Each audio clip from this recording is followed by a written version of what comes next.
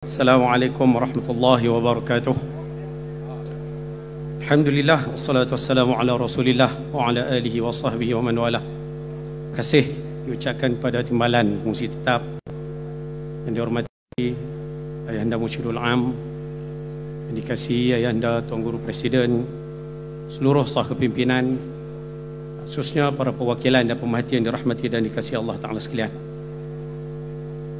Hormat Pulau Pinang menyokong penuh ucapan dasar Presiden yang disampaikan pada hari Jumaat yang lalu, dan Pulau Pinang diberikan tugas untuk membicarakan atau membahaskan satu daripada poin yang terdapat di dalam ucapan dasar tersebut, iaitu berkaitan dengan dunia Islam diancam. Saya nak berkongsi dengan semua muktamirat sekalian satu daripada hadis Nabi SAW yang saya rasakan kita semua perlu untuk ambil perhatian tentang apa yang telah dipesankan oleh baginda ini. Yang mana hadis ini diriwayatkan oleh Sayyidina Thawban radhiyallahu ta'ala anhu. An Thawban radhiyallahu ta'ala anhu qala qala Rasulullah sallallahu alaihi wasallam yushikul umam an tatada'a alaikum kama tada'a al-akalatu ila qas'atiha. Faqala qailun ومن قلة نحن يومئذ قال بل أنتم يومئذ كثيرون ولكنكم غثاء كغثاء السيل ولا ينزعن الله من صدور عدوكم المهابة منكم ولا يقذفن في قلوبكم الوهن. قال قائل وما الوهن يا رسول الله؟ قال حب الدنيا وكراهية الموت atau kama qal, hadis riwayat daripada Imam Abu Daud. Daripada Sayyidina Thawban radhiyallahu taala anhu, Rasulullah sallallahu alaihi wasallam bersabda, akan datang kepada kamu umat-umat manusia akan melanyak kamu, yakni orang Islam, seumpama manusia mengurumuni hidangan makanan. Seorang sahabat bertanya, adakah kerana bilangan kami pada waktu itu sedikit? Baginda menyatakan, bahkan kamu pada waktu tersebut adalah ramai, tapi kamu seumpama buih yang ada di laut. Allah Ta'ala mencabut rasa gerun daripada hati musuh-musuhmu, dan Allah Ta'ala mencampakkan penyakit lemah di dalam hati kamu. Sahabat bertanya, apakah penyakit lemah tersebut? Baginda SAW menyatakan, kamu mencintai dunia dan kamu takut mati. Sahabat-sahabat yang dirahmati Allah Ta'ala sekalian, saya rasa hadis tersebut perlu untuk kita ambil perhatian sekarang, kerana selepas kewafatan Rasulullah SAW, inilah suasana yang berlaku kepada dunia pada hari ini, khususnya kepada umat Islam. Saya nak ringkaskan perbahasan hari ini, dan saya cubalah sebelum loceng ditekan oleh timbalan muzi tetap untuk ringkaskan sebaik mungkin. Saya nak kongsikan ataupun saya nak rumuskan dalam 4 perkara sahaja berkaitan dengan tajuk Islam diancam. Yang pertama, kalau kita tengok dari sudut dunia, hari ini kita melihat Palestin dilanya, dan saya rasa tak perlu diulas panjang tentang isu ini. Semua sahabat-sahabat sekalian mengetahuinya apa yang sedang berlaku di Palestin pada hari ini. Dan peristiwa ini bukan berlaku tahun ini, peristiwa ini bukan berlaku pada bulan ni, tapi peristiwa Palestin ini sudah lama kita bicarakan, bermula daripada permulaannya 1940-an sampailah sekarang belum lagi selesai. Kuasa-kuasa besar yang ada di dalam dunia hari ini semua memandang sebelah mata berkaitan dengan isu Palestin. Kuasa-kuasa besar pada hari ini bila berlaku sahaja musibah yang menimpa umat Islam, mereka seolah semua lepas tangan. Kita tak bicara tentang Palestin saja, kita ada masyarakat umat Islam di Uyghur yang sampai hari ini sudah tak disebut. Kita ada juga permasalahan masyarakat orang Islam Rohingya yang hari ini tak ada penyelesaian. Tetapi kuasa-kuasa besar yang ada dalam dunia hari ini, mereka hari ini tak pandang pun tentang isu-isu ini. Tapi bila Israel sikit saja disentuh, kita melihat Amerika mula menghantar tenteranya secepat yang boleh untuk mempertahankan Israel. Sahabat-sahabat boleh melihat, kalau kita tengok di peringkat dunia, banyak perjanjian, banyak treaty yang diminta untuk negara kita menandatangani. Kadang-kadang ada perjanjian tersebut yang mana akan memberikan kesan buruk kepada umat Islam, kesan buruk pada negara-negara Islam. Sebab itu dulu Satu masa dahulu kita semua pakat turun ramai-ramai membantah ISIS. Ini di antara campur tangan yang berlaku dalam dunia hari ini, termasuklah hari ini apa yang disebut oleh Tuan Guru Presiden baru kemarin, iaitu berkaitan dengan isu Islamofobia. Hari ini kita diuji oleh Allah Ta'ala dengan serangan Islamofobia oleh musuh-musuh yang nak memberikan satu naratif, beri satu gambaran bahawa Islam ini adalah satu perkara yang sangat-sangat berbahaya.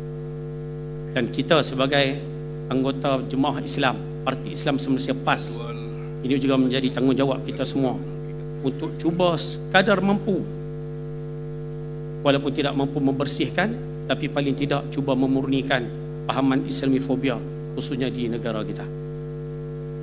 Yang kedua, saya nak kongsi berkaitan dengan isu negara pula. Tadi cubaan ataupun ancaman dari sudut antarabangsa, kan kita masuk ke negara kita.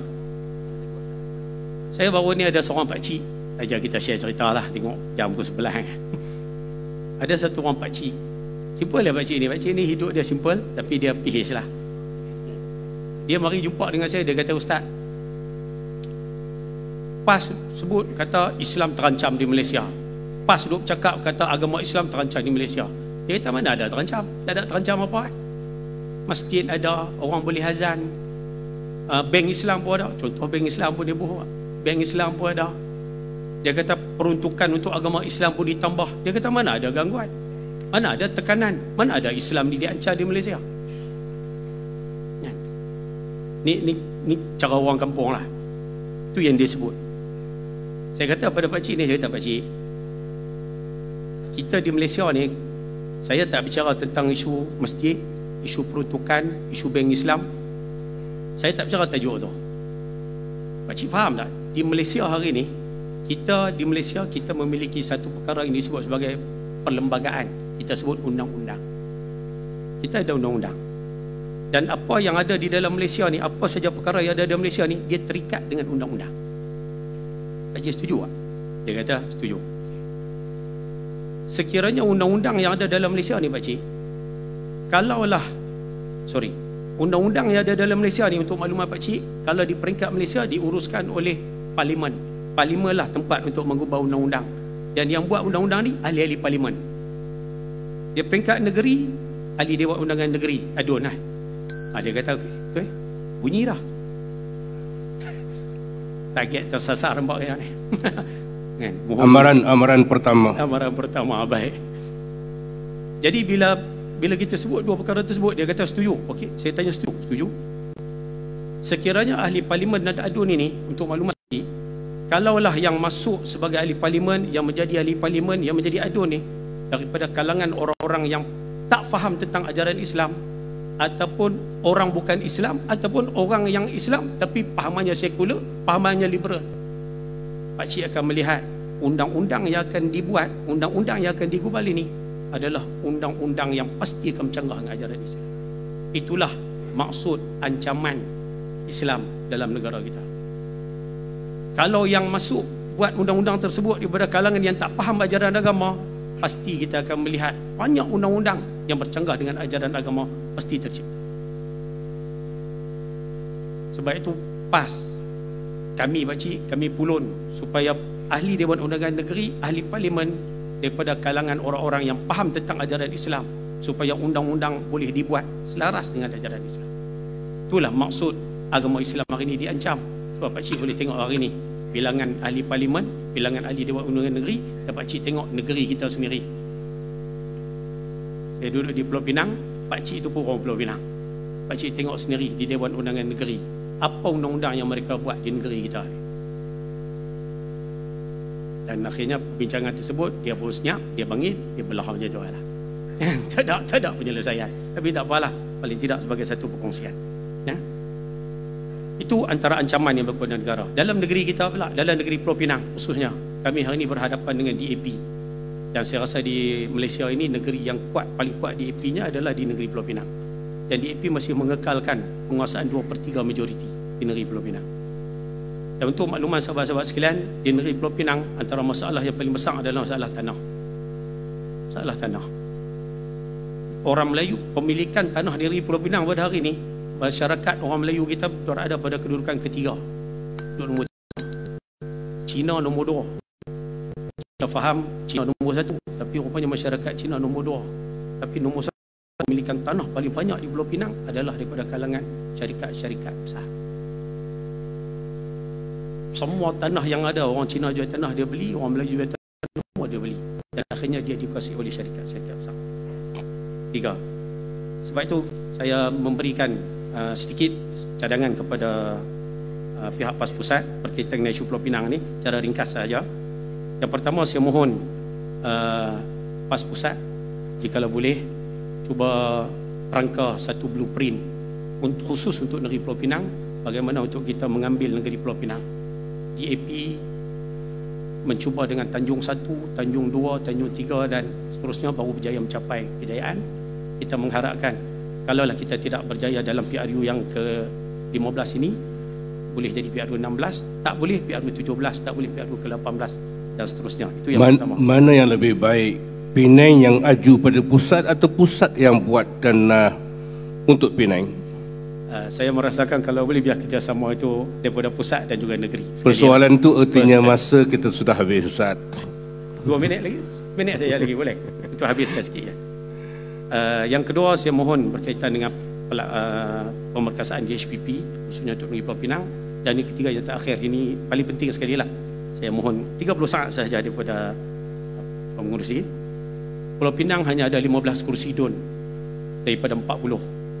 Dan itulah kursi majoriti Melayu. Jadi harapan daripada PAS negeri Pulau Pinang, tak apalah apa yang telah berlaku khususnya di DUN Bayan PAS. Apa yang telah berlaku biarkan berlaku. Dan saya mohon supaya dalam sesi ataupun masa akan datang 15 kursi majoriti Melayu ini kalau boleh biarlah ia dipertahankan dan dipertandingkan oleh khususnya oleh orang-orang Melayu ataupun orang-orang Islam, kerana ini wilayah kita dan sebenarnya kita tidak boleh menyerahkan wilayah kita kepada orang lain dalam keadaan kita minoriti khususnya di Pulau Pinang. Terima kasih kepada pengurusi, terima kasih kepada semua. Assalamualaikum warahmatullahi wabarakatuh.